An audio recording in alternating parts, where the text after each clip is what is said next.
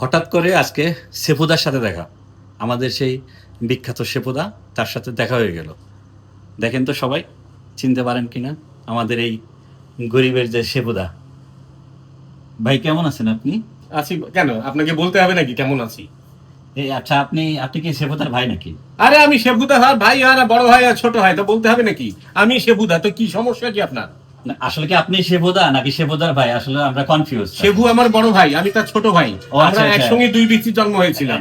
মানে এক মায়ের গর্ভে এক আপনারা মায়ের দুই ভাই। গর্ভে দুই বিচি একসঙ্গে নিয়েছিলাম।